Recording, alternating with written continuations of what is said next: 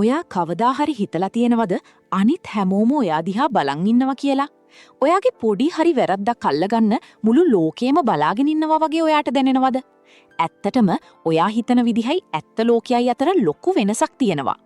අද මම ඔයාට කියලා දෙන්නේ social anxiety. එහෙමත් නැත්නම් අනිත් අය ඉස්සරහට යන්න තියෙන බය නැති කරලා සුපිරි confidence එකක් ඇති කරගන්න පුළුවන් invisible mirror කියන මනෝවිද්‍යාත්මක ක්‍රමය ගැන. මේ වීඩියෝ එක ඉවර වෙනකම් බැලුවොත් ඔයාට තේරෙයි ඔයාගේ ඇතුලේ ඉන්නේ බය සහ සැකය පාලනය කරලා ඕනෑම කෙනෙක් එක්ක නිර්භීතව කතා කරන්නේ කොහොමද කියලා. පළවෙනි කාරණය විකෘති වෙච්ච කණ්ණාඩිය. අපි බය වුණාම අපි ඔළුව ඇතුලේ මැවෙන රූපේ හරියට ෆන් හවුස් මිරර් එකක් වගේ.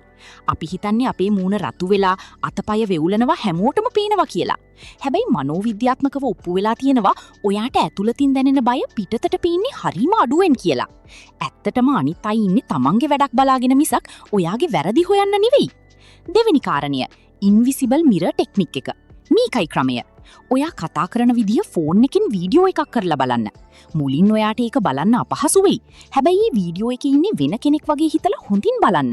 එතකොට ඔයාට තේරෙයි ඔයා බය වුණා කියලා හිතන වෙලාවෙත් ඔයා පිටතින් පේන්නේ හරිම සාමාන්‍ය විදිහට කියලා.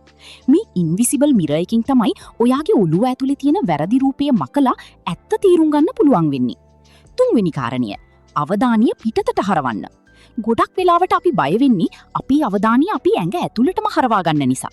මගේ හදවත ගැහෙනවා මට වචනේ ඉන්නේ නැහැ කියලා ඔයාගෙනම හිතන එක නවත්තන්න. ඒ වෙනුවට ඔයා ඉස්සරහා ඉන්න කෙනාගේ ඇස් දිහා බලන්න. එයා කියන දේට ඇහුම්කන් දෙන්න.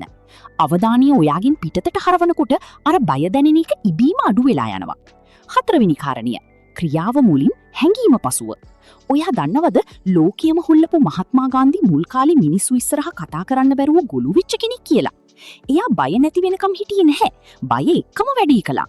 මතක තියාගන්න කොන්ෆිඩන්ස් ඉන්නේ වැඩි පටන් ගත්තට පස්සේ මිසක් ඊට කලින් නෙවෙයි. බය නැති වෙනකම් ඉන්න එපා. බය එක්කම පොඩි පියවරක් ඉස්සරහට තියන්න. අවසාන වශයෙන් මතක තියාගන්න ඔයාගේ ඇතුලේ ඉන්නේ නියම ඔයා ඕනෑම තැනකදී ඉන්න සුදුසුයි. අදම මේ invisible mirror ක්‍රමය try කරලා බලන්න. ඔයා ඔයාටම ආදරය කරන්න.